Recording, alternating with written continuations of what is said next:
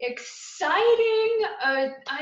Oh, such a great day, isn't it? Oh, it's just, we live in a day of miracles, don't we? This is fantastic. I'm going to give a few more seconds for people to come on. I see people popping on, and I don't want to dive quite yet into today's training yet. Um, Thank you. Thank you so much for that. Somebody said good morning and hello, so thank you. Oh, this is, wow. Okay.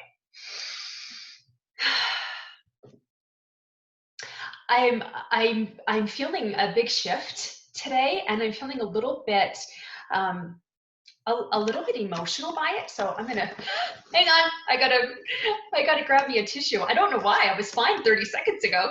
But this topic that I've been asked to teach on today is very near and dear to my heart, and it's something that has changed my life, and I know it will change yours. And it's a really critical part of being able to redesign your reality without having to do all the heavy lifting.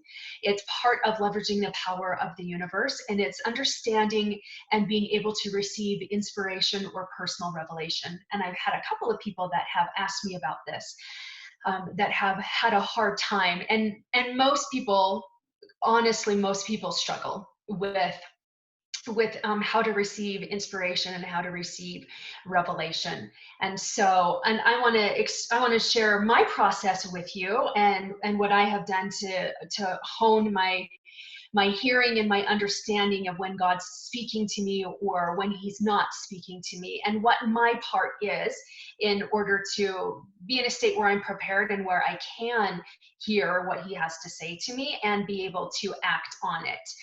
And so, for those of you who are new, before I dive into that, welcome, first of all, and just want to remind you, I spend the first probably 30 minutes doing a training, and then we'll get into some energy work. And after that, I open up the lines for questions. And so if you've got a question, you can get in line for that. You're welcome to put things in the chat, but you'll be pretty well guaranteed to have your question answered if you will find the raise hand icon. There's a little icon that has a hand. You can press that to raise your hand. Or if you hit manage participants, then there's a place in the corner of your screen that says raise hand. You can press that button as well.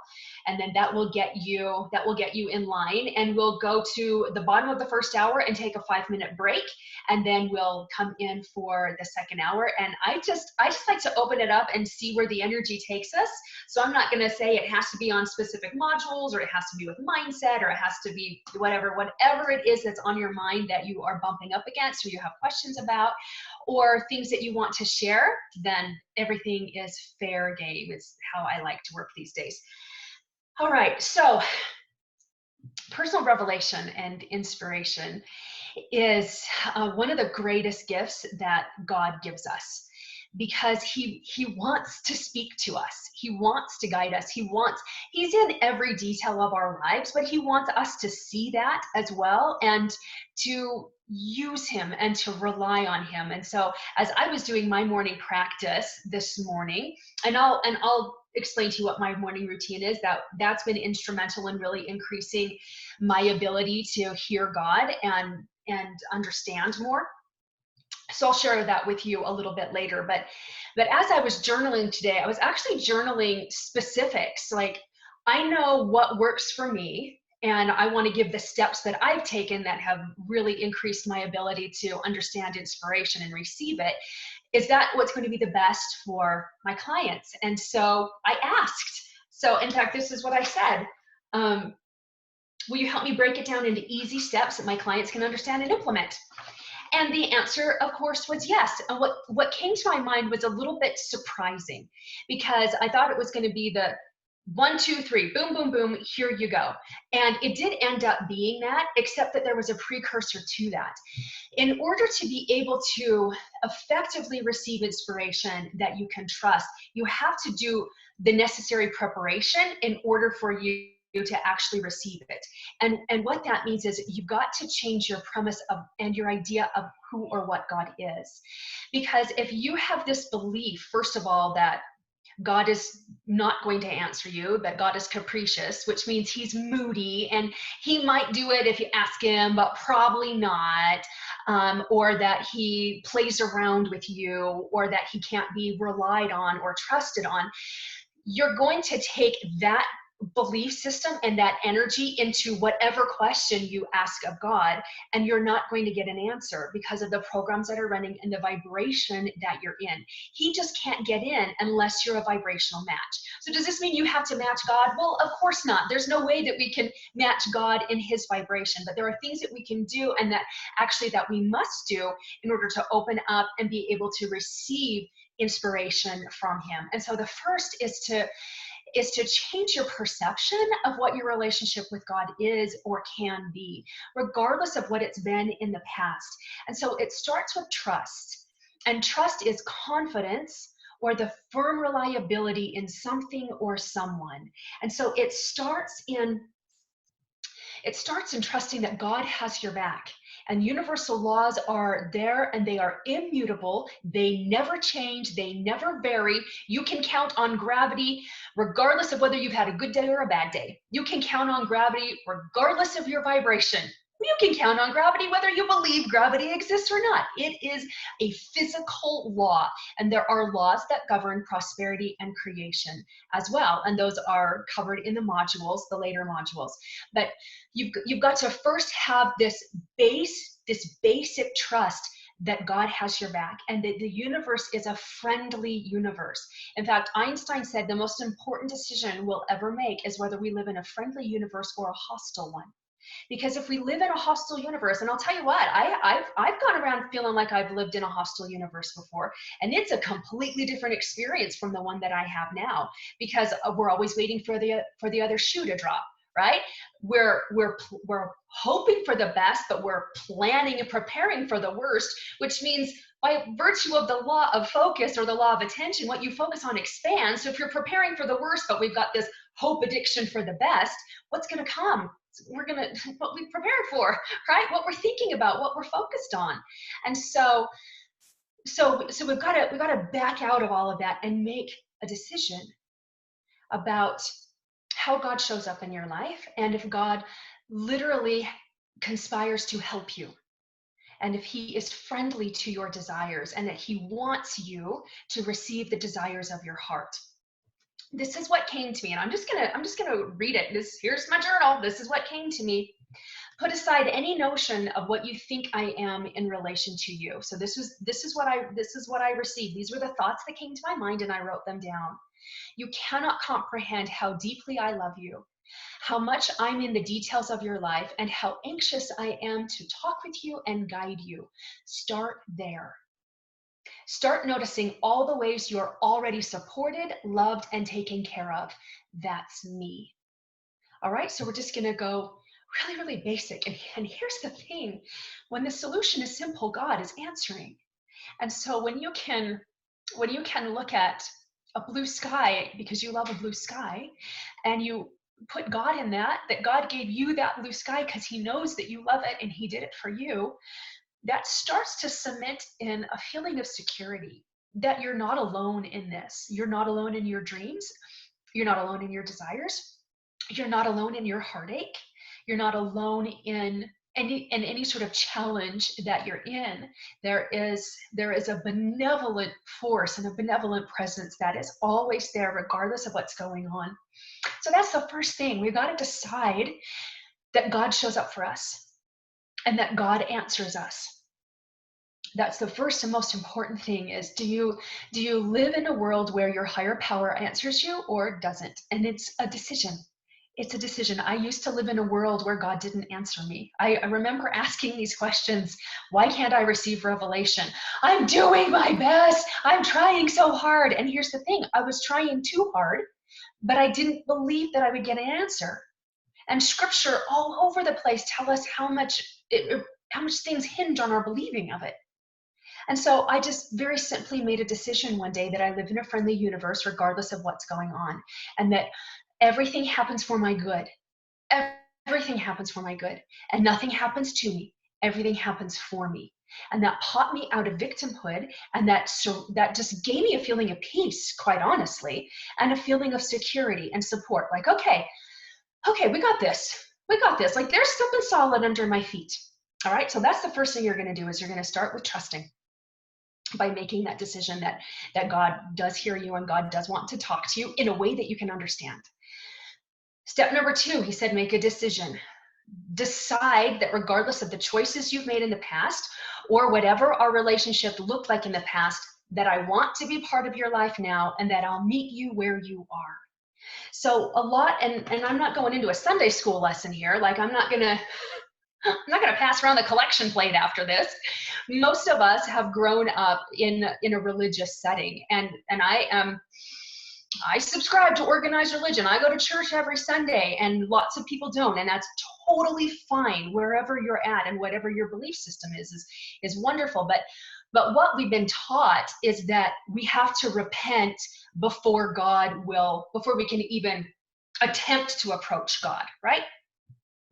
And we hear the sackcloth and ashes, and we hear the, like, all of these things, we got to give away our sins. And though there is a purifying process that comes, the closer we live to God, and the more obedient we are to his laws, all of his laws, then the less of a desire we have to participate in things that take us away from light or create more darkness in our lives.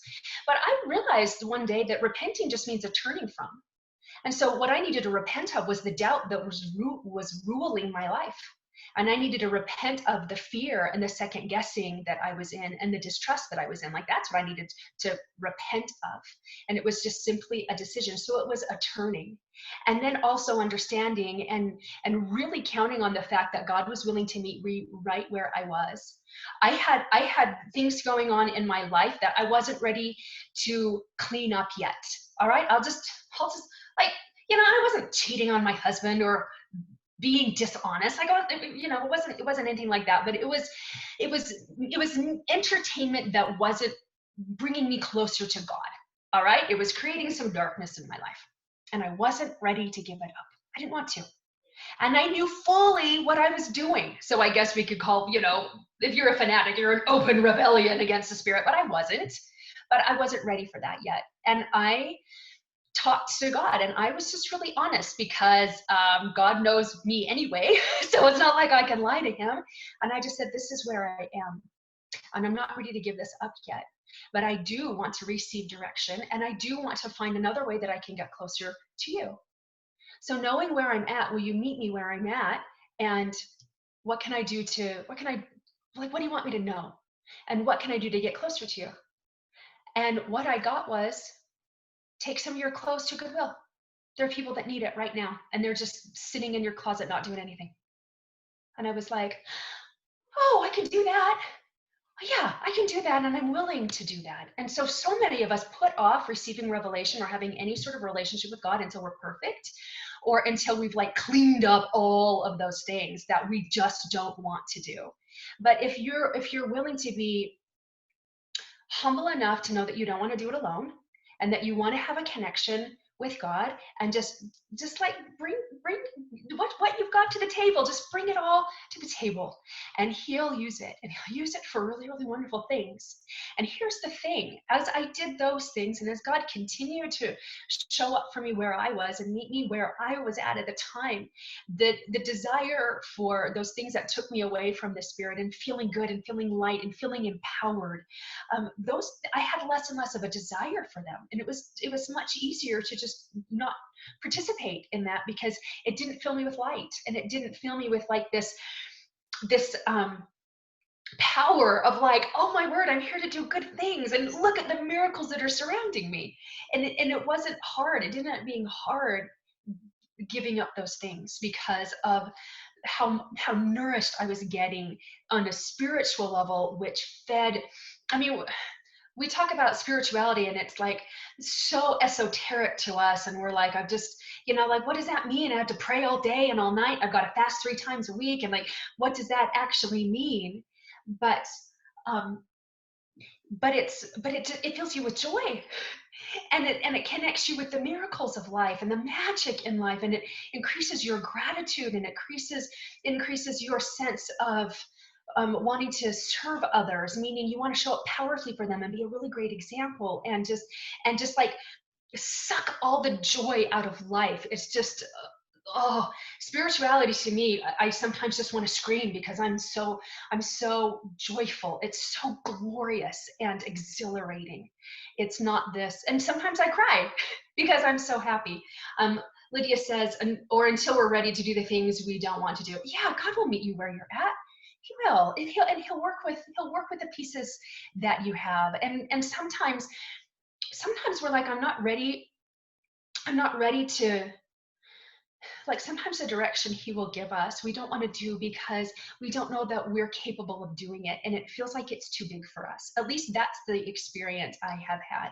But when I realize, hey, if this direction is coming from God and this is the idea that I have, this means I have the capacity to do it, but I'm not doing it alone. And so I'm just going to get the next step and the next step, and I'm just going to move in that direction. And then we become ready to do those things that he wants us to do. But here's another decision I made. When challenges came or opportunities came that felt big for me, instead of going, how can I do this? I decided, listen to my language, I decided that this was here because I was ready for it. And this was here to help me. And this was here because I was up to the challenge, or I was up to the opportunity. And that was so much more powerful to me than being a level 3 person with a level 10 challenge or a level 10 opportunity. And who do I think I am to go for something that big?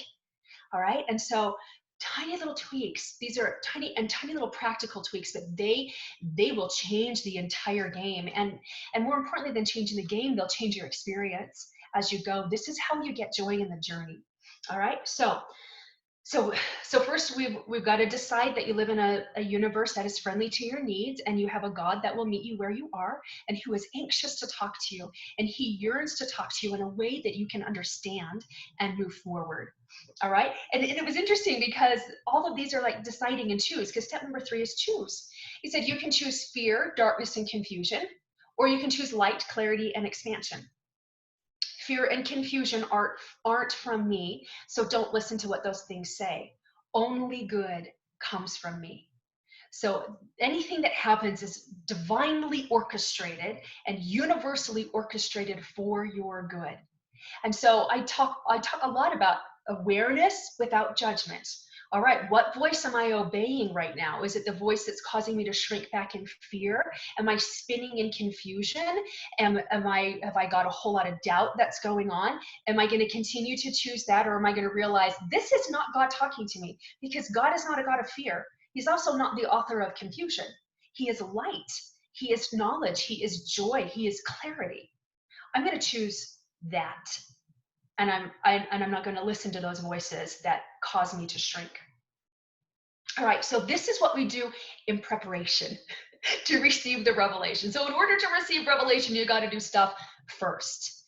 And that will change the whole game, because if you will talk to God, and I pray formally, so I'll get on my knees and I'll fold my arms and I'll close my eyes and bow my head and I'll pray formally.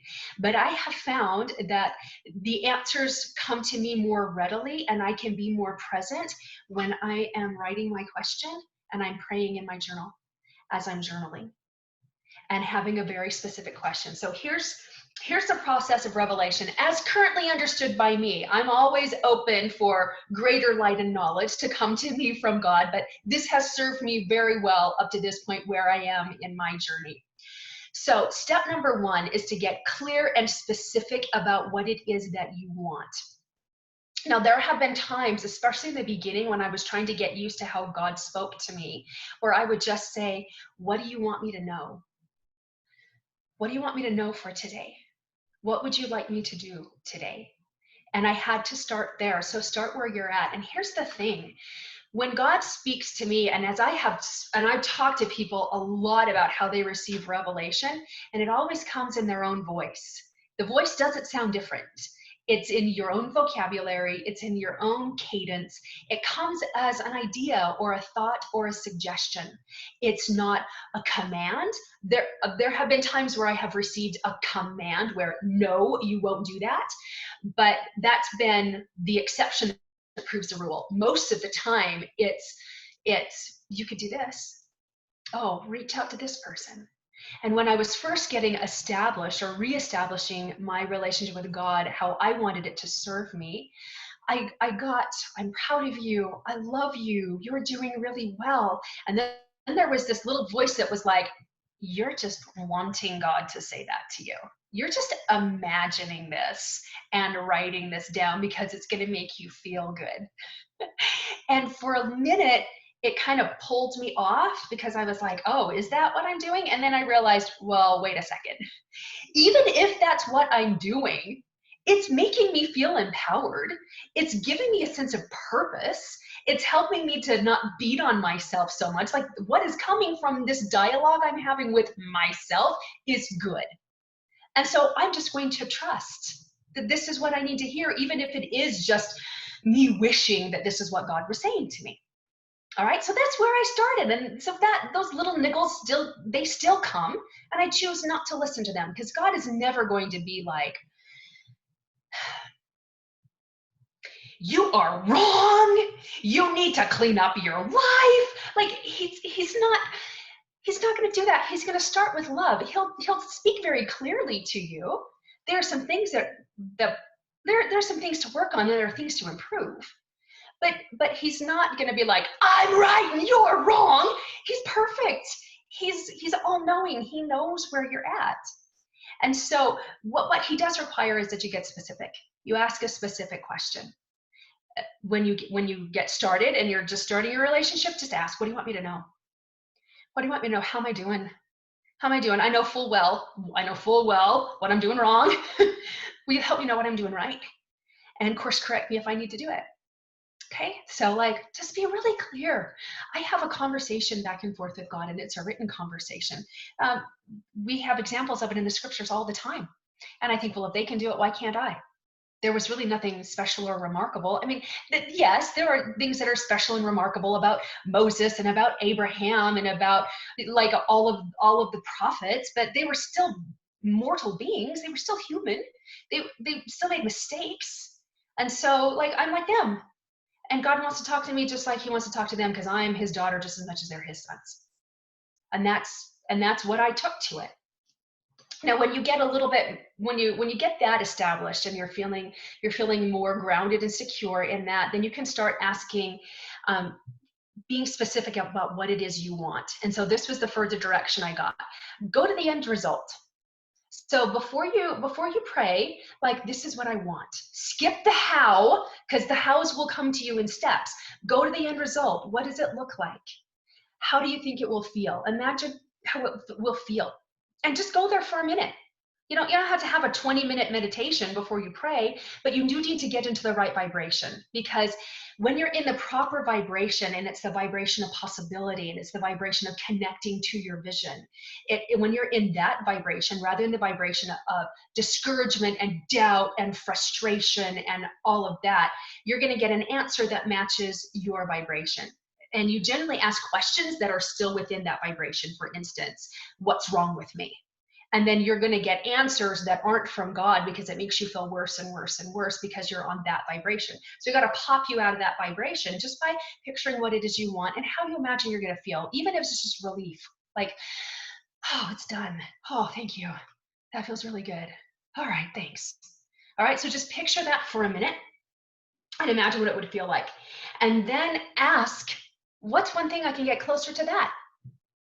What's one thing I can do today, right now, that's going to get me closer to that? Just ask for the next step. You don't need the whole plan. The whole plan will frighten you in its bigness. And if you saw the whole plan, what you would hone in on would be the times of uncertainty. You'd hone in on the times of stretchiness where you feel uncomfortable. You'd hone in on challenges or things that come up as roadblocks. That's what you'd hone in on, instead of all the miracles that are coming, and it would frighten you. And that's why you're given it one step at a time. So just ask for the next step. That's all you need. I've run multiple marathons, and guess what? I can't go from mile 1 and skip to mile 26. I have to run every step. I can't even skip a step.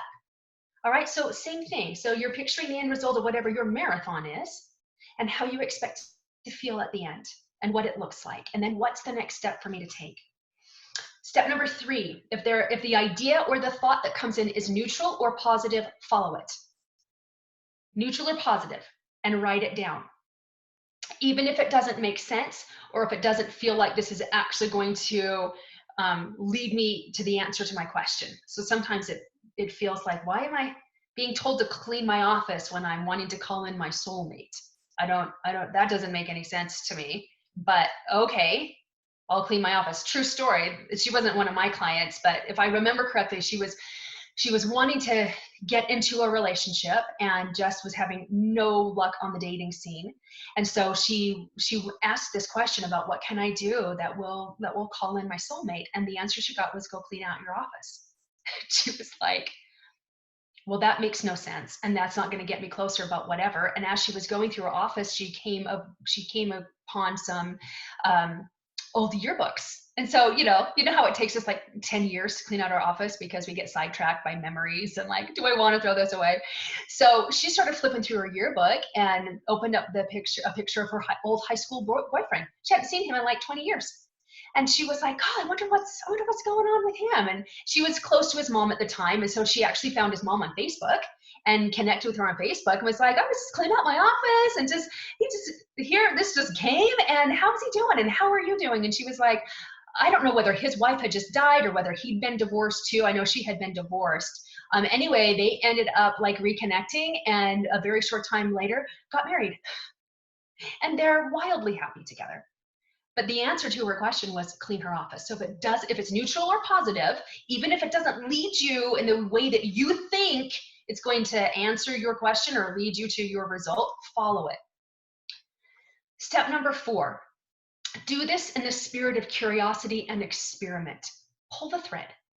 Just pull the thread. Let's just see. Let's just see what happens. I don't know where this is going to go, but let's just see. Many times we're like, I need an answer, I need now, and it's do or die. Not true. And what happens is you kink the energy around it. And so it makes it harder because you're constricted in trying to asking for revelation instead of just, now you can have urgency. I need this answer sooner rather than later. In fact, bring it to me as quickly as possible, please, and I'll follow the direction that I get. So, but do it in the spirit of curiosity and just letting it be an experiment. Let's see where this goes. And I have a lot of people that ask me, how do you know whether it's just your own thoughts or whether it's coming from God? You don't know. You won't know until you act on it. This is what I mean by trust happens in the field. It doesn't happen on our knees. And so you've got to act on it. If it's neutral or positive, act. And here's the thing too. If it is just from you, it's still going to lead to good. If it's neutral or positive, it will lead to good. If it's something that is fear-based, that makes you constrict, which makes you feel less than and any of those things, you can trust, that's not your true source, and you can disregard any of that. But if it's neutral or positive, write it down and follow it. And just know that everything works for your good. Everything works for your good. Thank you. It was brought to my attention that when I redid Module 4, Beliefs or Decisions, when I taught you the system that I was given or the method that I was given to reprogram your beliefs, I had put in there that long affirmation that was adapted from Joseph Murphy, but I didn't talk about it in the module. And so that affirmation is there if you're feeling wobbly about your relationship with God or your relationship with money. It's really an affirmation for peace. And so if you're feeling like you're going off the deep end or you're going into the bushes or whatever, that affirmation that I put in there was the one that totally turned my relationship with God around. And particularly there's 2 or 3 little lines in the middle of it where it says, my faith in God is my fortune. This means an abiding faith that all things happen for my good and somehow everything plays out the way it is supposed to. And I would run that over and over and over again. I wake up at 4 o'clock in the morning and that's what I would go to. That mantra is what I would go to in that affirmation. And I did memorize the entire thing and I would say it until I started feeling peaceful. but then as a natural outcropping to that, I started looking at ways that God was already in my life and how things did always work out for me and how things did play out the way they were supposed to and how everything always was working for my good. Even if it wasn't something necessarily that I wanted, it was still working for my good. I was still okay. I was still being taken care of. So you can use that to help you increase your spiritual capacity to receive revelation and that inspiration you're looking for. David A. Bednar talked about 3 different ways that we receive revelation. And as I was jotting this down, that came to my mind. So I actually went to YouTube and I pulled it up. It's fabulous. You can just do David A. Bednar revelation or light, something like that. He talks about it from a gospel perspective and about Christ, but I think all of us here are Christian. It's so beautiful, but I want to share with you the 3 steps or the 3 different ways. He says sometimes the messages will come quickly and you're flooded with light. And he compared it to flipping on a light switch in a room and suddenly the darkness is totally gone and it's filled with light. This is what people are talking about when they get a download. Like suddenly, like boom, it was there. This is more rare than it's common. All right. And so if you're hearing all these people like, how come everybody around me is just getting downloads all the time? It can make you feel like that's the norm, and it's really not. There have only been 2 times in my life where I've gotten downloads like that. All right. Another way that it comes is it comes gradually. The answers come gradually, like the sun rising. So you can tell that the darkness is dispersing and you can see the light coming on the horizon, but it doesn't just flood. It doesn't come all at once. It is gradual. All right. And so this is more common than it is rare. A lot of people receive revelation this way. When I got the first part of my download for how to change limiting beliefs, the libs, it first came boom as a picture, but I didn't have clarity on what the picture meant. It was the locks in the Panama Canal and taking the shortcut, right? And I was like, I don't understand what that means. And then God told me to YouTube it, or well, he actually said Google it, and then YouTube it. He really did. God gave me that direction to Google it so that I could make more sense of the download that I had given. So other times you'll just get answers that will come gradually. All right. And then he says sometimes revelation is like a foggy day. There's enough light that you can tell that it's not night, but it's not brilliant. It's not a clear day. You can see just enough ahead of you to walk a couple of steps. And then you get into cloudiness. And then you walk a few more steps to the cloudiness and a few more steps. And this is the most common way that people receive revelation. All right. So if you're looking for this like boom kind of revelatory experience, that generally doesn't happen. And the reason why it doesn't happen that often is because God trusts you. And he sent other, I call them earthbound angels, that have that message for you. Like God doesn't need to send you an angel if your mother has given you direction like that throughout your life. So for instance, in this example, like if you're wondering whether you should pray or not, don't expect like some big like burst, like an angel coming saying, yes, you should pray, when your mom taught you that it was important to pray. That was the message that was delivered, and God trusts you that you will hear it from the people who are around you. And so sometimes we get really caught up in how we want to receive revelation, and we don't get to choose that. The revelation comes in the way that is going to be best for us. Like you, I would love to get the light switch. I would love to get downloads on a daily basis. And yet, the process that it's been delivered to me has been such a richer experience, quite honestly, because it's grown my own capacity to trust myself and to move forward. And it's helped me to get rid of doubt and helped me to know that I have a choice, whether the direction I'm getting is just me imagining it or whether it's coming from God. And I just assume that if my heart's in the right place and I'm asking an intelligent question, like, please give me the next step, that answer I get is going to come from God. And sometimes the answer just gives you peace. Sometimes it's just comfort and you're like, but I don't know what to do yet. It's okay. Be grateful for the comfort and just know that the answer is there and the answer will come. All right, so with that said, if you're in a place where you can close your eyes, let's do some energy work around this. Let's do some energy work also for the world right now, that we can all band together in a spirit of unity and service and love and peace, and turn away from fear and turn to light, turn to God for that peace, that knowledge that everything always works out for you, that everything is orchestrated for your good. So we're going to connect you with that. We're going to disconnect you from the darkness of scarcity and fear and confusion and any lack.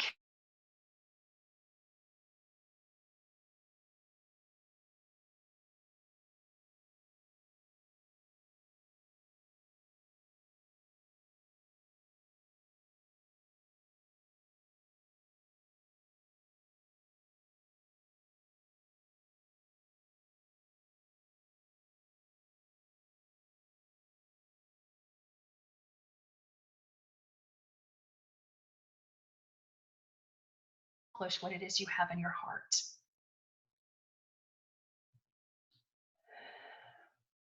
We're going to take another breath and help you with the decision that what you God also wants for you, and that if there's something better that he has in mind, he will gently course correct you as you go in a way that you can understand, in a way that feels expansive to you. And that if you're not going in the direction that is in your highest good, that you'll feel it, and you'll feel it sooner rather than later. You're not going to get years down the wrong path. There's no way that can happen. Not when you're connected with God and you're having a daily relationship and connection with him. So we're going to connect you with that. We're going to connect you with the belief that you can receive inspiration, and that you do. Oh, take a breath. We've got some I'm not enough that's coming up, and worthy and deserving coming up.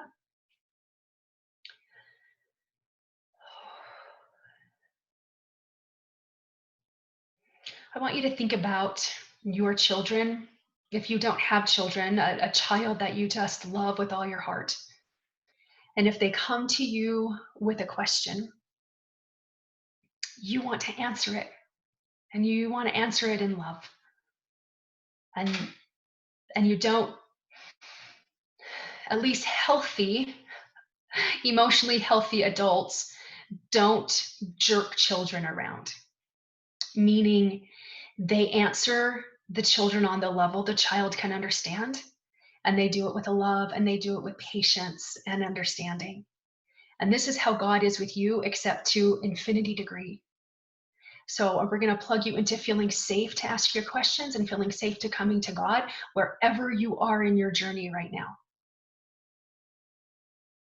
We're going to connect you with forgiveness, forgiving yourself. It feels like somebody needs to forgive God too, and look at God in a different light. Take another breath. And then I want you to think about where we are in life right now globally.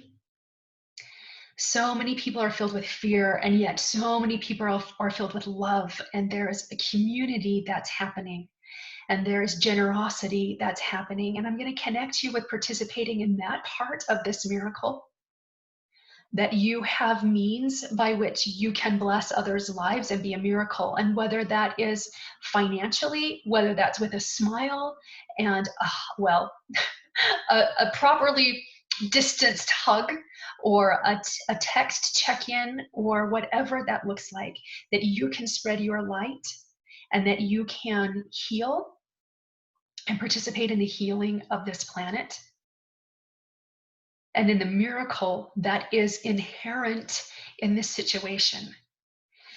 By virtue of the law of polarity, as big of a catastrophe is, there is a miracle to the same degree in it. And our job is to find the miracle. So we're going to open up your eyes to see it, and your ears to hear it, and your heart to feel it. We're going to get you grounded in safety and security, that you're safe no matter what happens, and everyone is safe no matter what happens, that God has your back. I'm gonna connect you with certainty, with peace, with patience, and with joy and excitement for the miracles that are to come.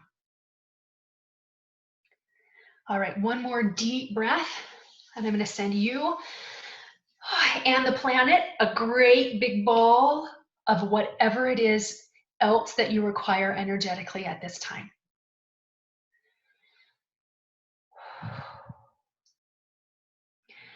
All right. My goodness. Okay. We're going to open up the lines now. Holy cow. I want you guys to, if you don't have water by you, when we take a break in the next 20 minutes or so, go get some water. We just did some major shifting. All right, Lydia, you are up first, my dear.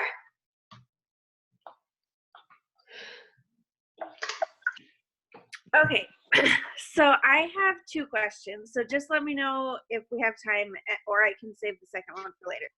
Okay, it looks like we have time. Okay. And actually, before I ask my first question, I just wanted to tell you about last night, how I was asking about how to, like, make my goal happen. I mean, not how, but like, just what should I do next? Anyway, I got this answer that I should just make a list of a whole bunch of apartments and plan to go see them. And so it was kind of like what we were talking about today. So anyway, so my first question was about kind of like how, you know, how there's been times in history where, like, the world as a whole, you know, there's been a depression or a recession, and it's not just like one or two people, it's like a lot of people, and it's like the norm instead of the exception. And so I'm just wondering how, I mean, doesn't that happen sometimes? Can we still expect, like, to have financial security during those times, even though everyone is, like, experiencing that? Yes, which is an excellent question. Let me tell you how. And first off, you brought up something that I neglected to mention in my training. The steps that you get are practical.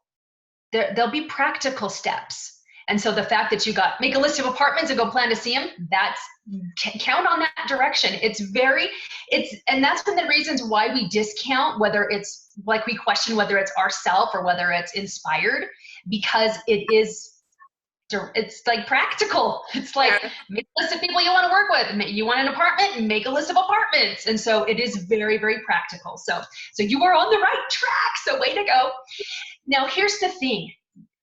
You are so powerful that you literally can use your thoughts and your energy to recreate reality, whatever reality you want, because circumstances are nothing more than a reflection of what your inner thoughts and beliefs and programs are. So now the fact that we have this world that's, I mean, I hate to say mass hysteria, but there's certainly mass fear that's going on, and scarcity. The great toilet paper shortage of 2020. Like, good grief, people, if you're going to hoard something, hoard food for crying out. No, don't hoard anything, because that's the epitome of scarcity. But it also speaks to where most people are wired, doesn't it?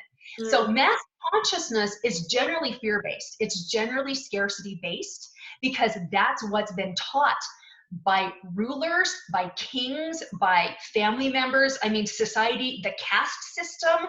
I mean, in medieval Europe, not so many hundreds of years ago, if you even tried to rise above your station, you were tortured and punished. And so this whole idea of it, there's enough for everybody, is not the normal programming that people have. Most people don't have it. So what you're seeing is the physical counterpart to people's thoughts and beliefs. Okay. So you have a really powerful choice to make. You can either subscribe to that and live in a world of scarcity and fear, or you can say, now hang on, my God is the richest, most powerful being in the multiverse. And my God wants me to have everything that's his. Now, how do I have proof that that is the case? Well, I'm surrounded by abundance. I don't know if it's raining where you are, but it's raining where I am. I can't count the raindrops. I can't count blades of grass on my front lawn, and I don't have a big lawn. I can't count leaves on trees. Like, it's everywhere. We are literally immersed in it. So am I going to partake of that evidence?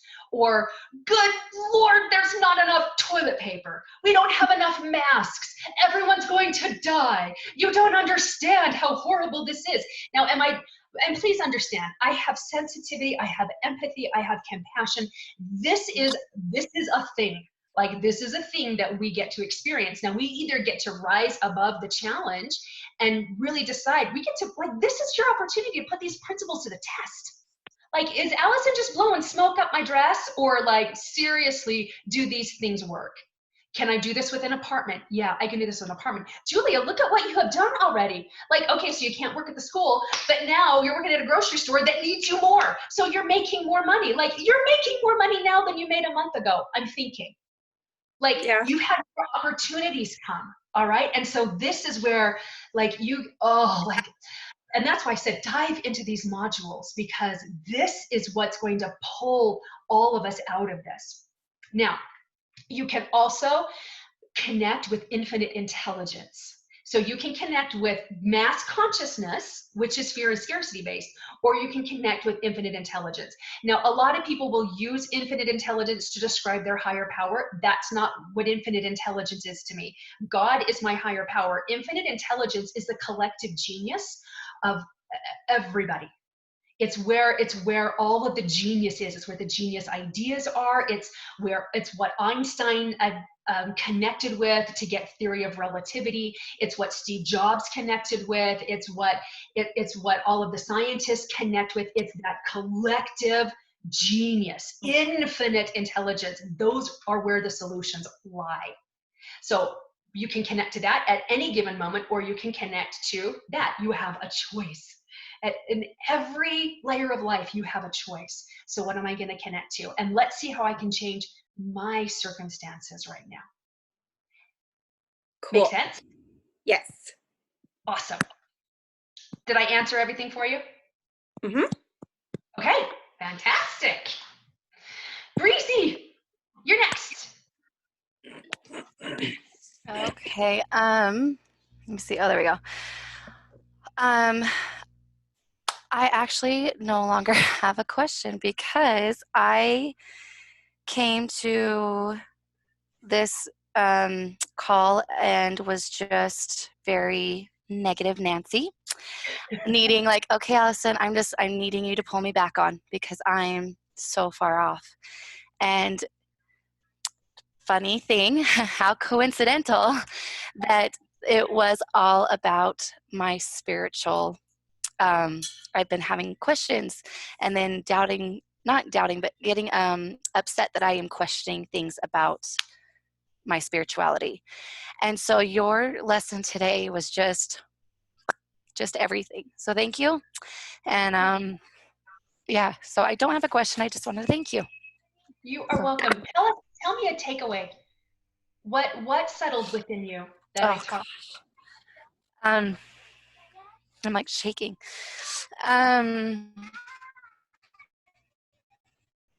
Basically, every relationship with God. I can't even think straight right now because I'm shaking.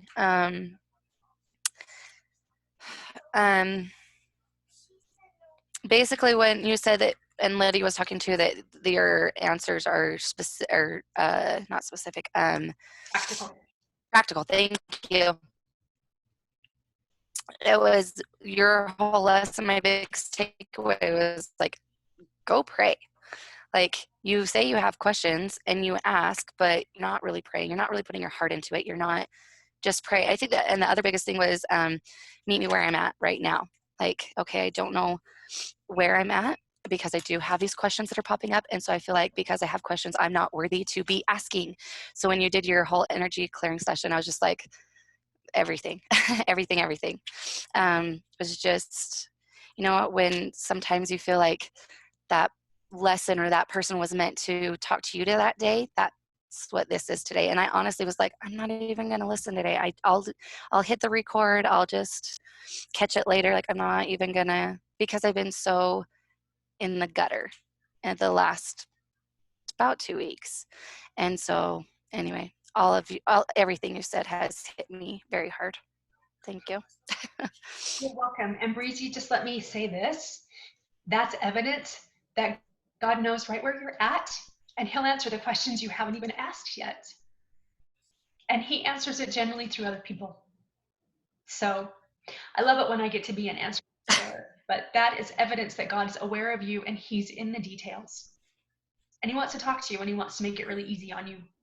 Yeah. All right. Thank you so much.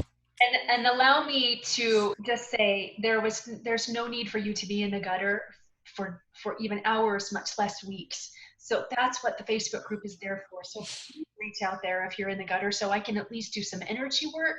We can pinpoint what's going on so that you're not in any sort of a spin at all. Okay. Okay. Okay. Thank you. All right, Miss Vicky, you are up.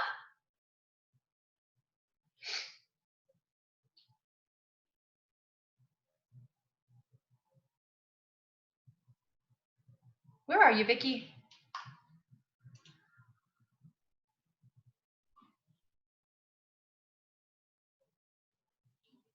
Let's see. I'm going to unmute you. Vicky, can you hear me? Yes.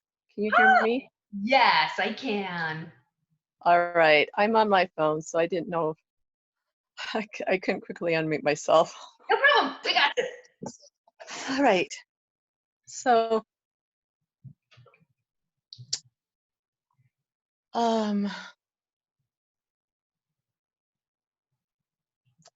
there's a lot going on right now, and with work, they're getting everyone to work from home. Uh-huh. And so everyone has started working from home in my group like yesterday. I was sick on Monday and Tuesday with the stomach flu, so. Okay, so you're safe then. Yeah, not even close to the coronavirus, but yeah. But just felt miserable for a I have no doubt. while. So anyway, so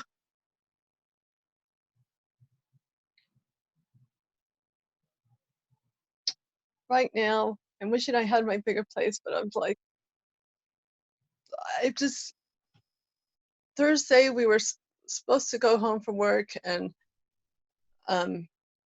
run a speed test to see how fast our internet was and get some more information about our internet, our provider, and the modem information. And then when I ran the speed test, it was really slow on it, so I just felt discouraged. And I was like, oh, now I can't do it. But then I showed them what it was, and they're like, well, we could work with it. Oh, and by the way, my roommate's working at home. How would that work? They're like, oh, well, I don't know. So that's what I'm just feeling a bit. I'm trying to get myself in a good way, but I'm just feeling a bit uptight about,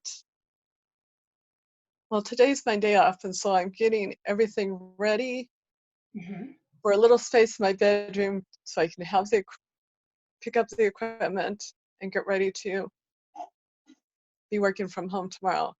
And I'm just feeling anxious about it. Okay. So first take a breath. And I want you to just, as you're cleaning today and as you're getting ready, say this mantra: everything happens for me. Nothing happens to me. I'm thrilled this is happening because. Why is this actually awesome? Let's find the ways that are actually awesome. And as we get you there, instead of discouraged. And I just want to bring your awareness to this so that you can catch yourself pretty quickly when it happens. So when you found where, like, that your modem connection wasn't as fast as you had hoped that it would be, you went into discouragement. Oh, this isn't going to work.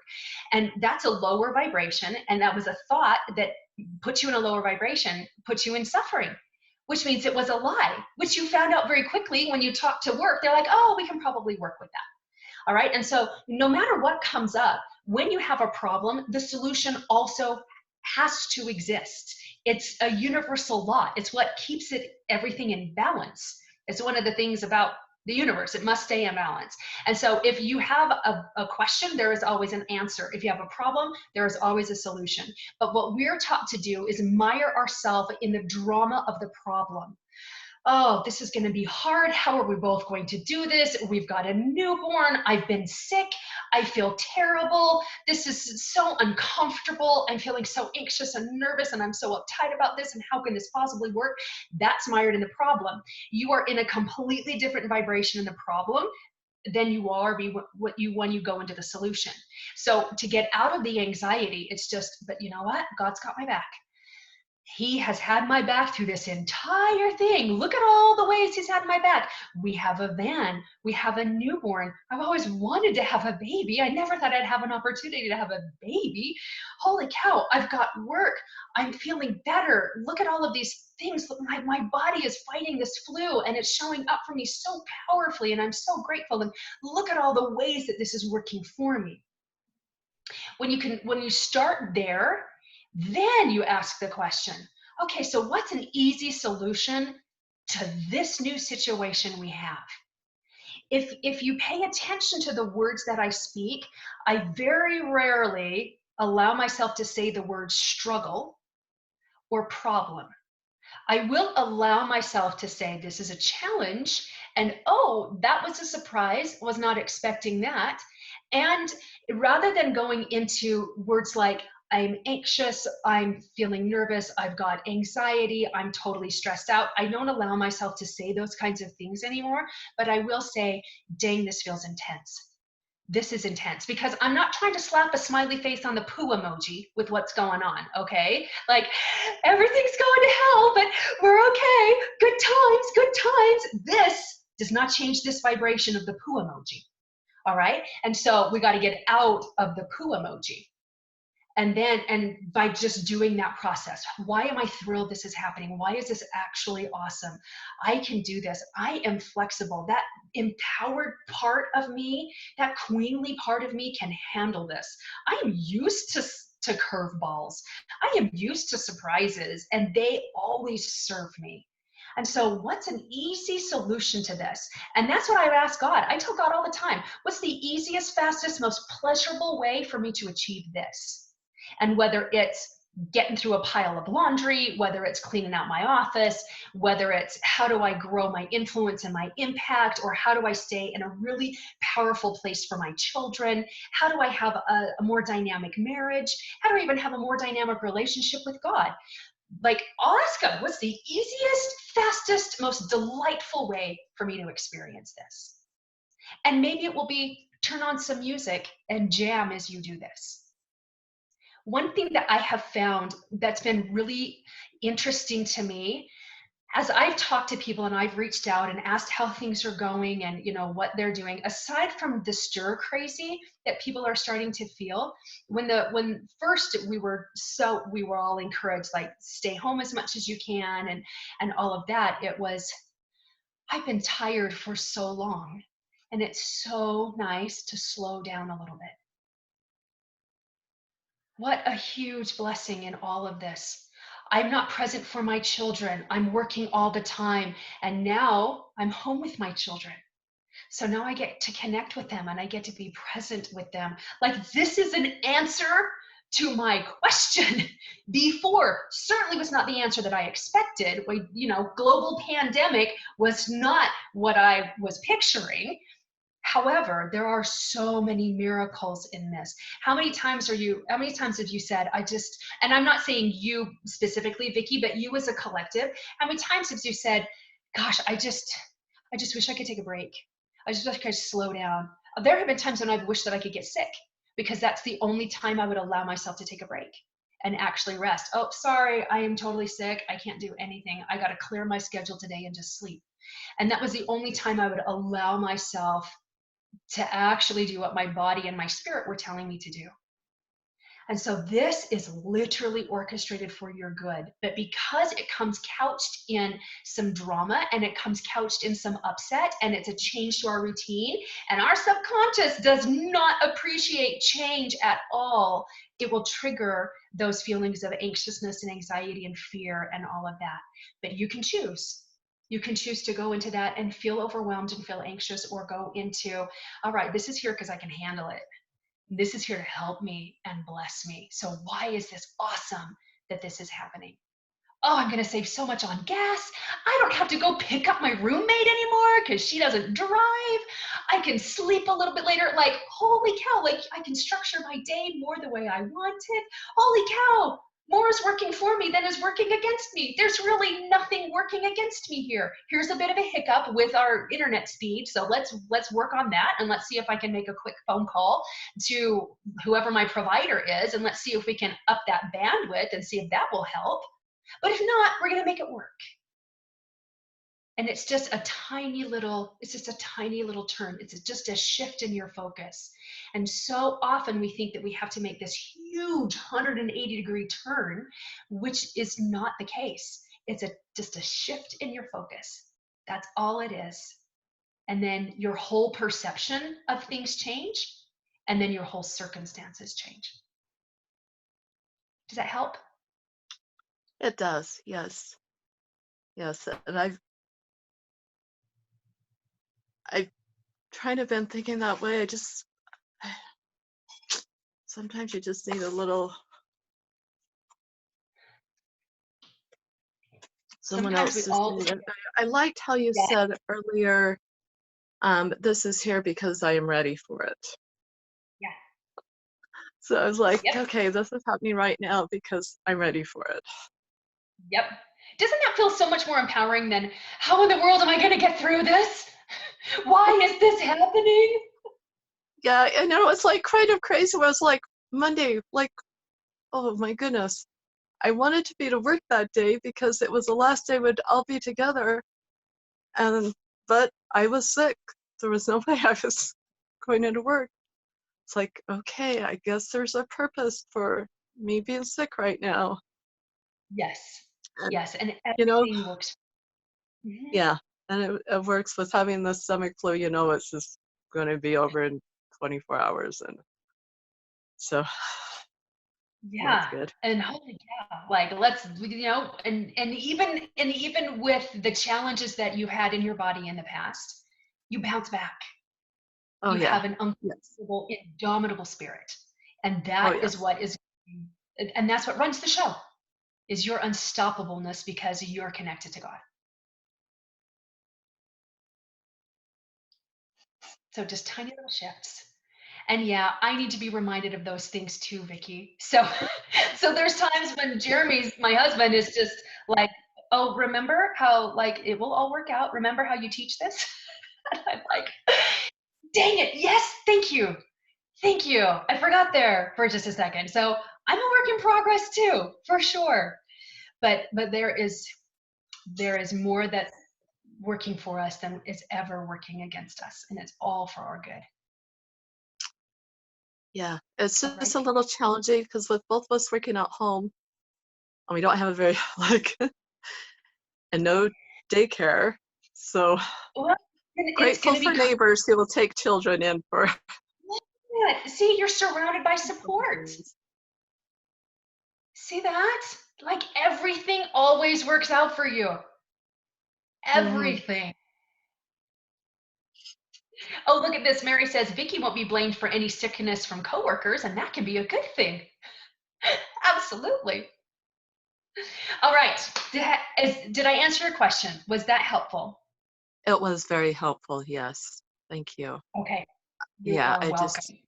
that'll help me. Yes. Okay, fabulous. Fabulous. All right, so we are going to take a 5-minute break. I want you to be thinking of more questions to ask me. Mary, you are going to be up first in the next 5 minutes, and go take a drink, a nice big long drink, and we will see you back here in 5.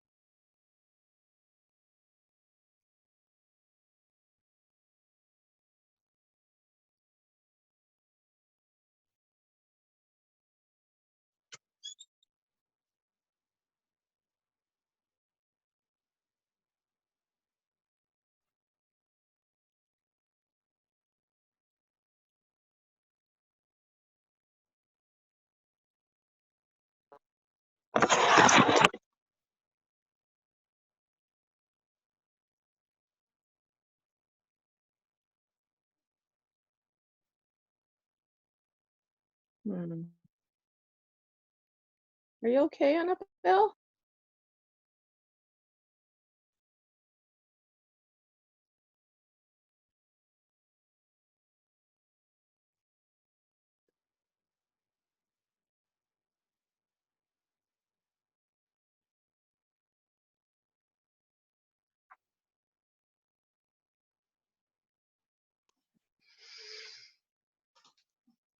All right, we are back. Welcome to the top of the second hour. And we are going to start with Mary. Good morning. Good morning. Can you hear me? Yes. Let's see.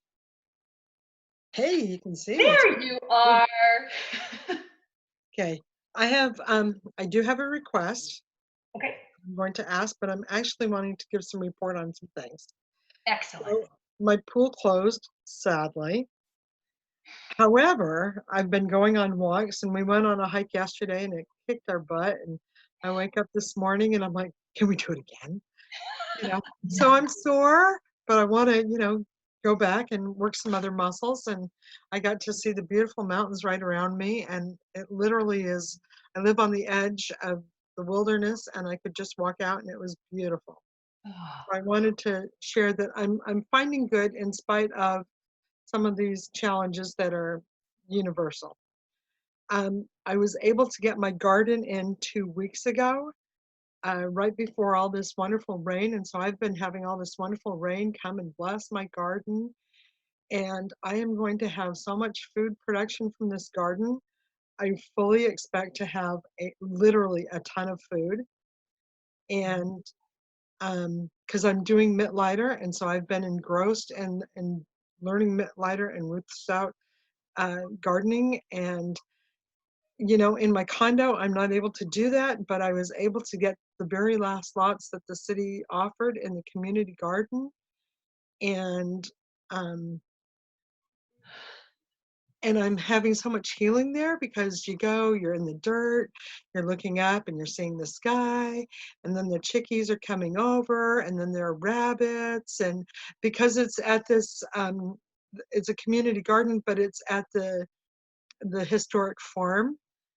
And so they have to have, some horses and some goats. And so I get the whole farm feeling, a nostalgic farm.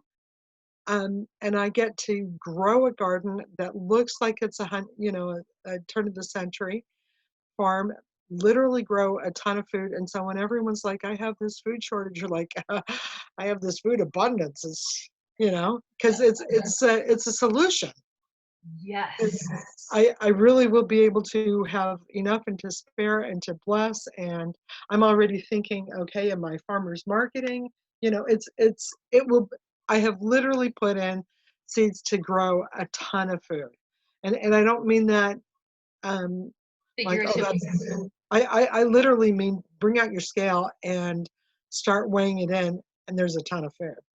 So I'm really quite excited about that. So I've been sending, I've got a care package for my daughter, my adult daughter, who's been, kind of panicky. And I'm like, just grow some garden, have some seeds, and anybody can grow some sprouts on a counter and you can have living nutrition in 3 days. And if you do microgreens, you can have it, in 10 days, but anybody can just take a jar and take a handful of seeds and can grow and have real food. And then you can stop being so panicky of how am I going to get nutrition? But so I'm doing that. And yesterday I had a neighbor, I just, so everyone's trying to socially isolate and all that kind of good stuff. And I happened to be walking out the door just as she was walking in, so we're meeting in the hallway. She at her door, me at my door, so there's at least a good 10 feet across the hallway. But she had just been released from her mission in Palmyra, and 5 weeks ago, they sold their home so they could go on a mission. They're now shortchanged on their mission. And, they're like, ah. And I'm like, oh, everything happens for you and not to you. And there are great blessings. And what a great opportunity that you could even be in Palmyra in New York for the springtime. And here I am just da da da da, and it's like, okay, lady, I'm glad I met you. But, so this stuff is really working because I'm finding that my attitude is different. I'm not in this panic mode. Mhm. Everybody else is panicking. And I'm like, I had to garden. Seeds and radishes, and it actually it adds to the solution, like it really adds to the solution, like real nutrition, and you don't need to be panicky. But I was prompted to bring her a bag of oranges. I'm like, because I had a bag, and it's like my kids won't even miss that because I had another bag. And I could just say, here, if you're going to be in isolation for the next 2 weeks, because that's what's mandatory for people who have been traveling, and Right. I could drop it off on a doorstep, and um, I will have opportunities to follow up with, can I get something from the store or something for you? But she's like, I love you already because here you are bringing me oranges as vitamin C if I'm self-isolating. And she had moved from, she had come from Idaho before her mission, and I had lived 26 miles up the road from where she was. I just moved here a year ago, and so she's like, I'm seeing God's hand in this, that I could be right at my door exiting right as she was coming. And I say, oh wow, the timing on this is just impeccable. But it's God's handiwork. And so it's fun to be receiving of blessings. It's also fun to be a participant in other people's blessings. To be able to actually give her a bag of oranges so that she could have some nutrition, some vitamin C when she's going to be self-isolating. And I don't even know if she has any food. But I woke up this morning, okay, does she need potatoes? Does she need rice? I could share, and it was just exciting to realize I could be part of solution on that. So I wanted to share that. And then more recently, like last night, I've wondered a little bit, why am I here in St. George? And we had moved from a 4,000 square foot home on 2 acres to a 740 square foot condo. And yes, I love the pool, but it's like, this is really downgraded, God, let's up this up. And anyway, I've been having conversations with him, and he expressed, and the home that I want to move to, which has been on my card, is very large, and it's on acreage. It's 3 acres, and it's a very large home. And then I got feeling overwhelmed. Maybe that's too much home. That maybe that's too much weeds and everything else. Anyway, he was speaking to me and said, "What if I dropped $5 million into your account this next week? Could you buy the house?" Well, yeah, but then I'm still have to do all this weeding. He goes, and could you afford to hire somebody else to come and do the weeding and the cleaning and everything else? And you're like, oh yeah, I don't have to weed every weed. I don't have to wipe off every cobweb. I could have enough and to spare that if I'm in this home, I can hire some help to come and clean it and clean the pool and make things ready and create jobs for all these people so that they can put food on their table. And so it was just kind of a, because I don't need to do all the work myself. And he assured me why I was here and what purpose I have. And yes, I am receiving that home. And he told me it's after a general conference. So it's in April or in October. So it might even be next week. And if not, it might be in 6 months. But I have that calm, peace, reassurance that it's mine for the work I'm doing, and it's, it's mine. So I'm claiming it. But my prayers have been a step up and conversation. And so the whole lesson, the whole training today was yes, yes, embrace it and receive it. Um, and so I wanted to express gratitude to you and for the whole group. This has been a phenomenal experience to be participating in. And the request that I do have now, as I see things working in my life and coming together and and in a more beautiful state more often. I would request some energy work specifically on my side. I have had, I recognize that I have a closed chakra. My power chakra is closed and my others are all weak. And so I would ask for some work on that. I'm down 2 sizes from where I was 2 months ago. Wow. Um, and that's like beyond exciting. But things are working for me and not to me. And life is in the God is in the details. God is in the details. Yes, absolutely. So take a breath. I'm happy to work on your chakras and just get them strengthened. And have you been outside yet today? No, but I need Okay. to. Yeah. I decided to take the call rather than go garden. I yet will. Nice. Yes. Excellent. Excellent. So that's definitely calling for you, is to be outside in the dirt, in the sunshine some Yes. more. But yeah, I'll put you on a nice loop to just help keep your chakras strong and bright and spinning and clearing out anything that might be trying to interfere with that. And we got to increase the communication between your chakras as well. Do you have orange? Yes, and that's the power color I need, isn't it? Yes. Yeah, we need some orange. I So, wore an orange dress 2 days ago. well, you got oranges, right?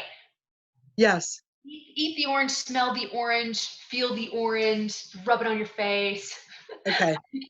Like enjoy. Really Go enjoy. go play orange. Go do an orange facial. Yes, absolutely, absolutely.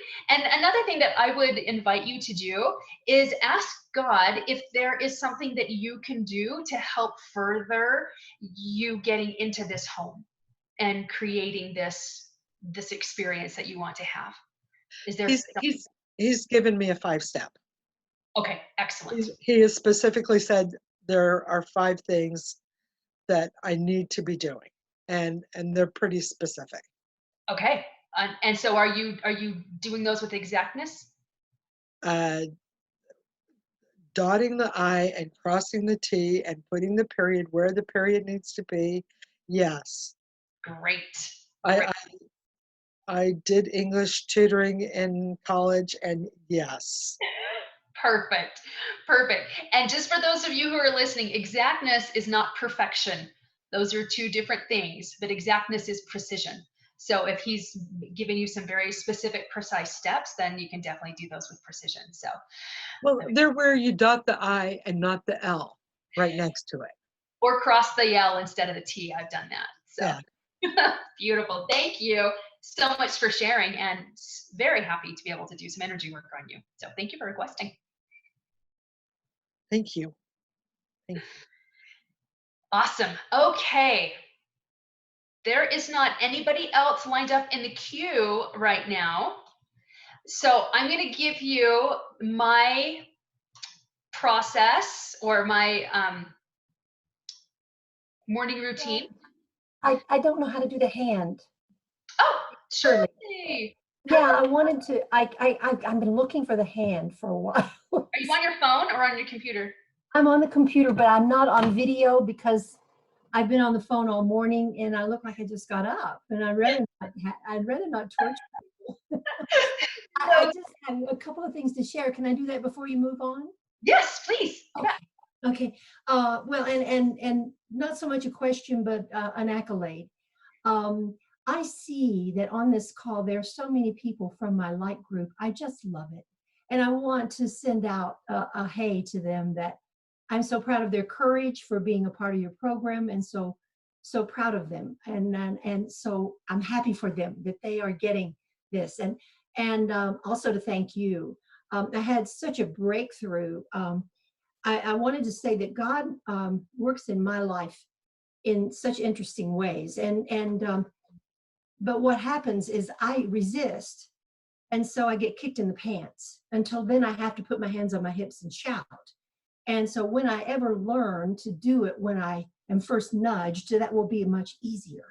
But and God has been bringing people into my life to get a website.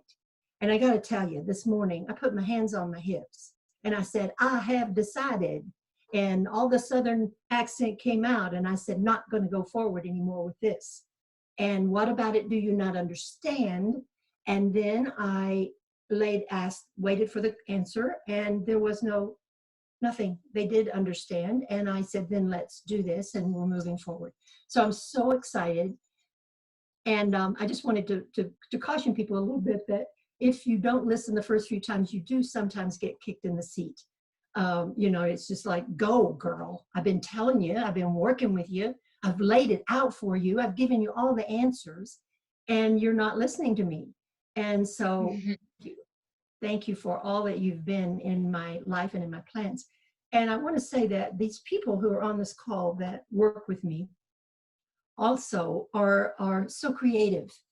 I love the creative piece because here we are working from home, and we have this great business that people want what we have.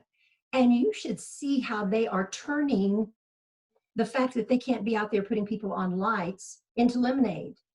They are just turning this, it's like the whole world is opening up to us to do business in a different way. And we see it, and then I've been blocking their way by not putting my hands on my hips and saying, no more. We're moving forward here because my precious ambassadors want an avenue, and they deserve an avenue, and they've been asking for an avenue through this website. So 6 to 8 weeks, they promised us we're going forward. And Allison, I would never have done this without your work. I think I would have just mealy-mouthed along and not tried to hurt anybody's feelings, or not tried to be too uppity when I have such power. I have this imbued power from God to act, to get people on these lights, to have their precious lives changed because I'm listening. And so it couldn't have been a better call today to say to me, I've been trying to get to you, girl. And thank you for letting me in. Now we are going to do some beautiful stuff together. And already I'm blessed. Already, to have come to this business, to have had it gifted to me like this. My precious husband trying it and saying, girl, you got to do this, so everything has been working for me. I just haven't picked up on it. And I've picked up on it in little pieces when it was convenient or not scary for me to pick up on it. So it's waiting for all of us. God is waiting for all of us to get it. And so thank you so much. And thank you to my wonderful team that's on this call. I just pray for your blessings every day that you will listen and get one thing. And Allison, you are a miracle in my life. And I love the day that I saw you across the room and at a booth. And I went over and I said to you, I think my company needs what you're teaching. And you said, yes. And from that, we have built this, or it has been built through us. So I just had to say that this morning. Thank you so much. I will go mute. And that's a hard thing for me to go mute. Double blessing for sure. And it has been such an honor to see and to participate in. And Shirley mentioned something that if you're given the direction, you don't take the direction, eventually get kicked in the seat. God's very kind to you. I felt like I got hit in the head. So that is wonderful. But here's the thing, like God will ramp up the intensity for sure. And if you're not open to learning your lesson, you will be required to be taught it.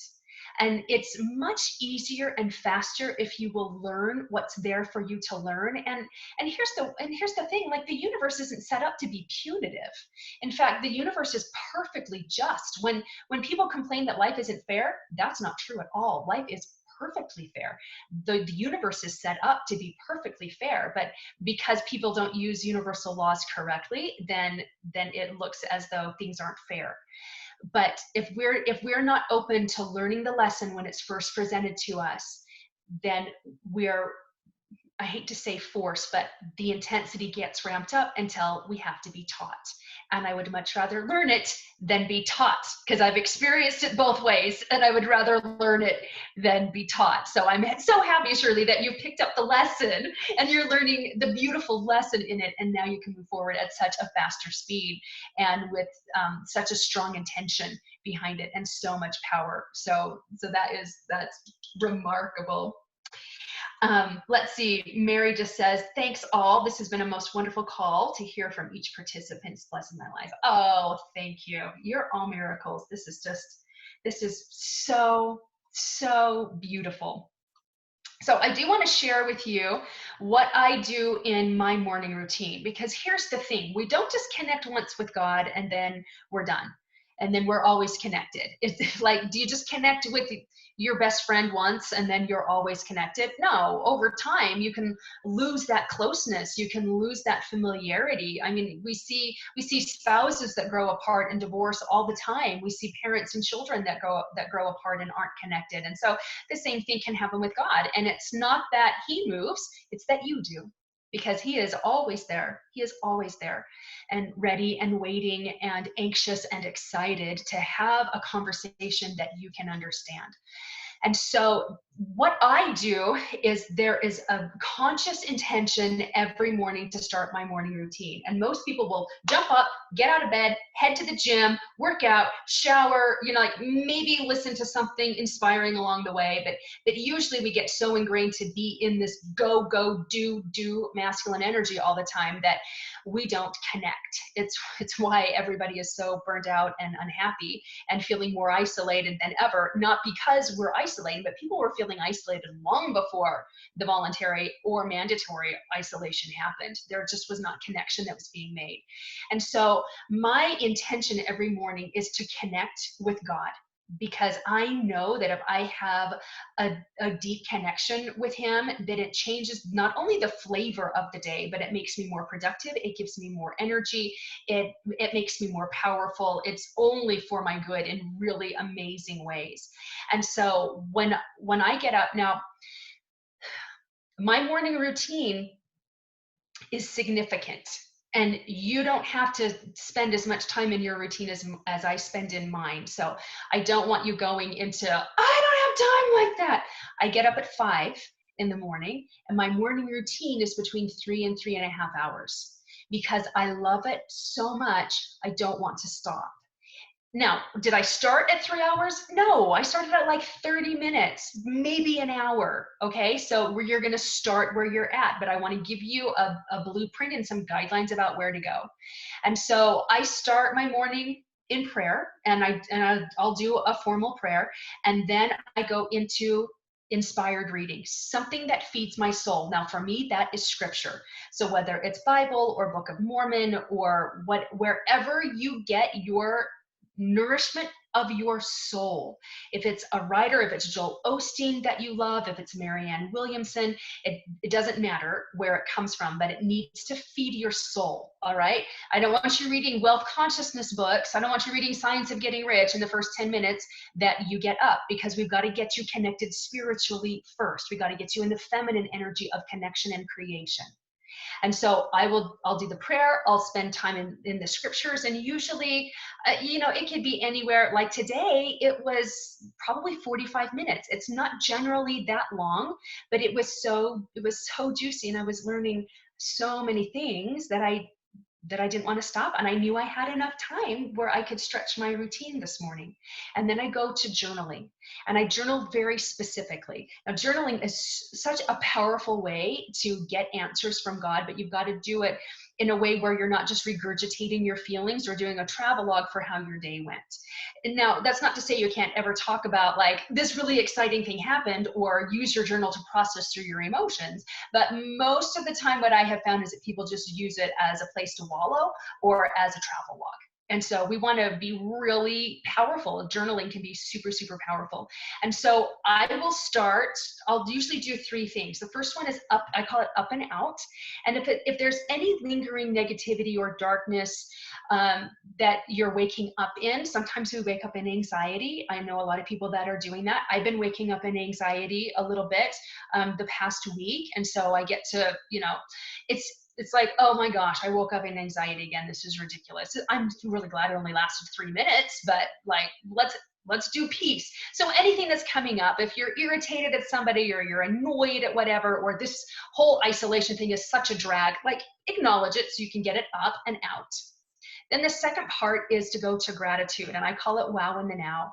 And you spend a few minutes. So I'll spend like 2 minutes in up and out, and I'll spend like 5 minutes in gratitude and whatever happened in the last 24 hours that I really appreciate and what I'm looking forward to as well. Sometimes I'll go into gratitude with that. And then the third part is the miracles. And this is where I start talking to God. And so do you see how it's very intentional about how we start in whatever vibration we're in? If we're in a lower vibration, we need to get that out so we can raise our vibration.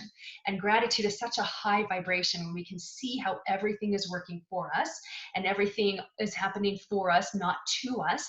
That will also increase our vibration. And now you're in the proper place to start having a conversation with God. And what I do is it's generally attached to my goal, whatever I'm working on or whatever direction I've been given.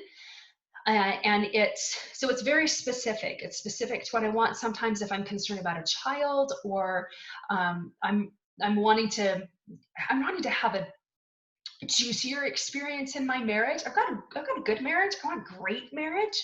And so I'll ask questions about that, very specific. And I'll write down the question and I'll put Q for question and I'll write it down. And then I set my pen down and I close my eyes and I take a breath. And then when a thought comes, I'll write the thought and I'll write A underneath it and indent it. And then there's my answer.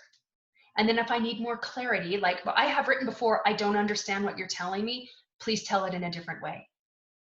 And then I'll put my pen down, I'll close my eyes, I'll take a breath, and then the answer will come. And so I'll do that for as long as I need to get the answer and to get the direction. And then there's my journaling. And then I'll do a meditation. And you can do a meditation. And by the way, you can do these things in any order except the wealth consciousness that has to be saved for the end, and the workout has to be saved for the end. So, because we're getting into the connecting energy and the creative energy first. So if you want to start with a meditation, then start with a meditation. That's totally fine. But I'll usually do between a 10 and 15 minute meditation, and sometimes it's guided, and you can go right onto YouTube and they have some excellent guided morning meditations. There's some free apps. Insight Timer has some great meditations, but I'll just meditate, and sometimes I'll meditate for like 5 minutes. If I'm crunched and I have a full day ahead of me and it starts earlier, then I'll just tweak the time to fit that schedule. And then if anything comes to me in that meditation, then I'll jot that down. Many times I've gotten answers to my questions that have come in the meditation that they didn't come in journaling. And so I don't panic if the answers didn't come in journaling. I'll be like, all right, I'm just gonna quiet my mind.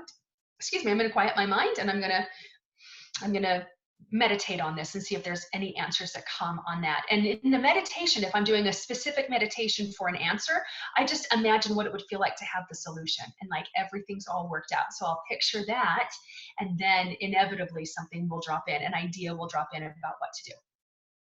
So then I do my meditation, and then reading. So your wealth consciousness. So reading The Science of Getting Rich, if you haven't already done that.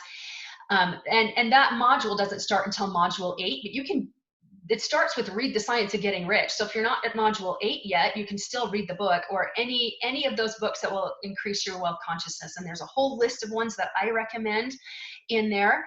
Read your wealth consciousness for 10 or 15 minutes or a half an hour if you've got the space to do it, and then do your movement. And whether that's you're working out, or you're doing yoga, or you're stretching, or you're hiking, whatever that is, those 2 things are saved for last, because that's what gets you into the masculine energy. It's so hard almost impossible if you start your day with a workout to not then jump, like it's almost impossible to start in masculine and then go to feminine, because now you're jumped in the world, and now you've got your to-do list and you're focused and you're checking your emails, and then you're like, oh, I need to pull back and connect. I don't have time to connect. I got stuff to do. Now I'm focused on this. But when you flip it and you do it the other way around and get into the connection, the creative energy first, and then go into the physical and the masculine, the structure of it, you will find that your day will open. This is one of the ways that you bend time and space. You'll find that the time will expand so that you can actually take whatever inspired action you were given, and like you feel powerful, you feel energized, and all of that. And so that's what I recommend that you do in your morning meditation or your morning routine. Now, again, if you need to condense it, then certainly condense it. I've definitely done a 40-minute morning routine before, or even a 30-minute morning routine. It's worth it to get up early to train your body and to train your mind. When your mind is quiet and the house is still and quiet, it's much easier to receive inspiration, and it's much easier to connect to God when you do that. And but do it in any order you want, but save the workout and save the wealth consciousness reading, or if you've got like business books that you're reading, for those of you who are building businesses, save those for last. And that's what I do. All right, if anybody, I don't see any other hands raised. And so if this feels complete to you, we certainly don't have to sit here for 19 more minutes until the call is done. Oh, okay, look, there's a hand. All right, Miss Chevelle, welcome to the group. So excited to have you here. What can I do for you? You answered most of my questions. I was going to ask about morning routine and all that, but I had a question on receiving revelation and different modalities to do that. Do you have any kind of list put together? I know you said you like to journal or meditate. Do you have any kind of forms of things just to try to see what works for me as far as receiving revelation? I know a couple things that work, but I'm sure there's a lot of other things out there that I might not even be aware of that can help me receive revelation in the way that I receive it. And maybe it's just a question I need to ask to figure that out, but I was wondering if there's any things that you had for that. Well, what I have found is key to receiving it is quieting your mind. And so whatever you can do to quiet your mind. So I would imagine that Mary receives inspiration really easily if she's working in her garden or if she's hiking, because those are things that will quiet her mind. If you can get out into nature as well, and be really present in nature, that will help to open you up for revelation. But really it's asking the question and setting the intention that God is going to answer you in a way that you can understand. And so that's what I would recommend. Do a meditation for you, or just go into whatever way is best to quiet your mind. And then ask, what's the best way for me to receive this? I need to make sense out of how you speak to me, because God might speak to you very differently from how he speaks to others. But also, like, what good is a really cool way for God to speak to you if you don't understand it? like then you might as well not have the gift, right? Or whatever that is. And so it's just, you need to be more clear on what the message is. What's the message here for me? Okay. What's the message? All right, and just asking those questions and going in with the expectation that you're going to get answered. Okay. All and then with meditations, does it matter whether they're guided or instrumental, or just doing it in silence, just kind of do it all and figure it out what works best? You know, I'm in the try it on. I subscribe to the try it on theory. So there are times where I just like to listen to ocean sounds. There are times where I want to be guided because my mind is just everywhere, and I find I'm doing meditation, but I'm running through my to-do list. Or, okay, what am I going to do next after this? So I'm not present at all in it. And so it really just is like, what do I feel pulled to in the moment? And that's another way you can hone your intuition. What's going to serve me best? What do I want to do? Oh, I want to do a guided meditation. Oh, I really want to hear guitar sounds this time, or a singing bowl. Let's play around with that, or let's just do some silence and see what comes up, or I just want to focus on breathing. So I would try on all different ways to see which way you like best. Okay, cool. Thank Excellent. you. You are welcome. Oh, we have a thing from Mary. Tapping or EFT is another way to silence the monkey brain. That's true too. So there's a modality that you can use, is tapping for that. Excellent. Thanks, Chevelle. Yep. All right, Lydia, have you got another question? Well, I've just been thinking, because we've been talking about believing a lot, like you said, believe that God is going to answer you. And I just, when I finished module 3 a couple days ago, there was a believing part about that too, the believing your affirmations and stuff. And so what if it's hard for you to just flip the switch into belief? Like, you've been not believing for so long. How do you just all of a sudden believe? That is such an amazing question. So there's a couple of things that I do. So first is understanding that belief is a decision rather than this belief. Like, we get tripped up because we think a belief is true, and now I'm trying to tell myself I believe the complete opposite, and how can two complete opposites both be true? Exactly, yes. And so and then we won't allow ourselves to believe until it actually brings forth the physical evidence and everything has changed. And even then we're like, was that me? So we never let ourselves believe. And so first and foremost, understanding that that's a decision. You did the best you could with the tools that you had, and you created what you created in the vibration you were in and with the wisdom and the knowledge that you had. So we celebrate that. And now it's time to do it in a different way. So if it's simply a decision, and the decision makes me feel better, the decision of I am powerful enough to create any reality I desire feels so much more inspiring to me than I don't know if I'm enough and I can actually handle this, which is what I used to run. So it was based on how I felt. Does this make me feel good, or does this make me feel like a loser? This one makes me feel like a loser. I don't like it. I'd rather feel better. Like Lydia, seriously, that's as simple and as dumb as I made it. Like, how do I feel? How does this thought make me feel? It makes me feel terrible.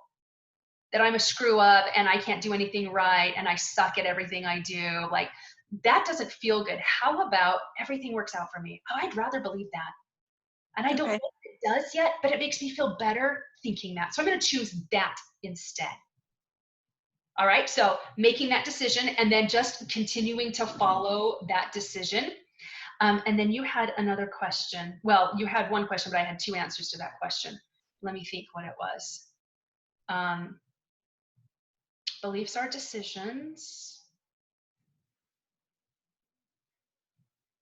I can't remember. I do need to share this with you though.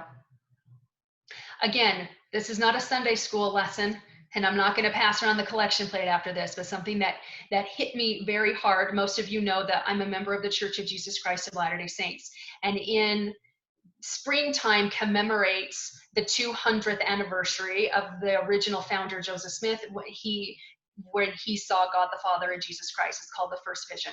And so I was reading about that this morning, and there was something that struck me that I've read this account so many times, but he talked about when he read in James, he was reading the Bible, and the scripture that hit him was James 1:5. If any of you lack wisdom, let him ask of God, which giveth to all men liberally and upbraideth not, and it shall be given to him. And he said it struck him right to his heart, and he thought about that for a long time. Like, he wasn't just like, okay, I'm gonna go pray. Like, he didn't. He pondered that for a long time. He said, at length, I determined that I was going to ask him, because he realized that he could do one of two things. He could remain in darkness and confusion about what was right, or he could ask God and God would tell him. And then he determined, and he thought, okay, so when they're talking about that God gives to all men liberally, he's not going to withhold things from you.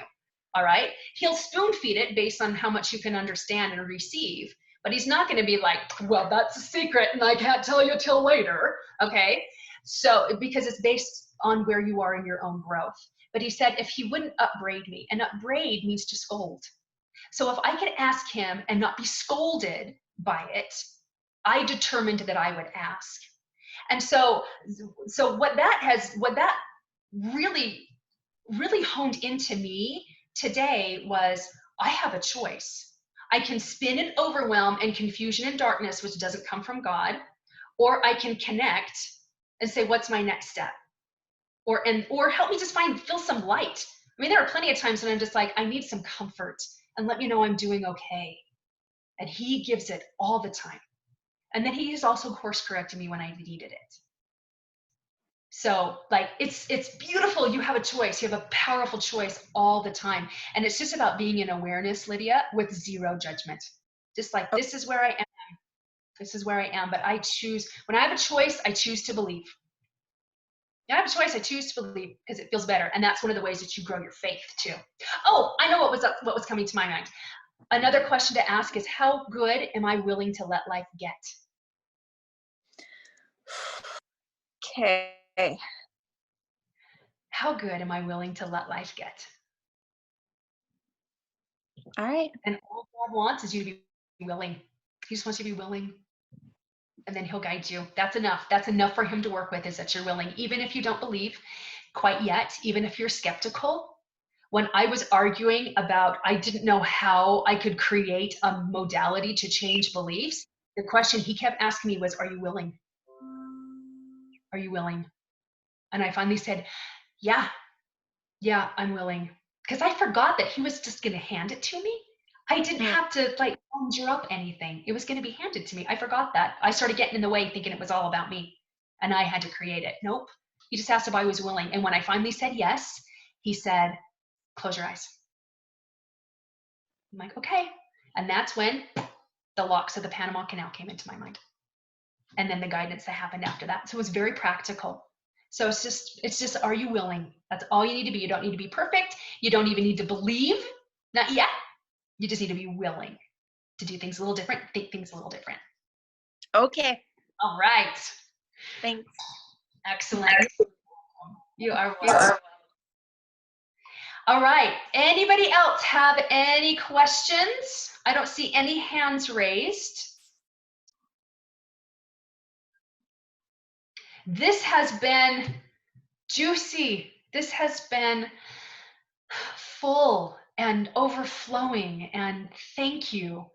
Thank you so much to all of you who have been here and held this beautiful space and been in this remarkable energy. And it's been an honor to be able to help facilitate that and to guide that a little bit. It is, believe me, such a double blessing to be able to work with you and to impact you and to share things that I've learned, so that it can collapse the amount of time that you spend in confusion and darkness, and that it will expand the amount of time that you spend in joy and ease and delight and discovery. So this has been wonderful. Again, thank you. I will see you guys in the Facebook group. And please, if you feel like you're in the gutter, if you feel like you're spinning where you've got overwhelm or anxiety, I check Facebook several times a day, specifically this group, to see what's going on. You've got to let me know where you're hiking. It's part of taking radical responsibility for where you are. It's not a game of hide and seek. So I need you to raise your hand in the group and say, hey, I'm tangled up in the branches here a little bit. I need some untangling, and I'll be right there with you to untangle those for you and to untangle them with you. So, all right, so let your voice be heard. Let me know where you're at. Have a fabulous day. We'll see you in the Facebook group, and we'll see you in our call next month. Mwah! Love you all. Breezy, you're welcome. Bye-bye.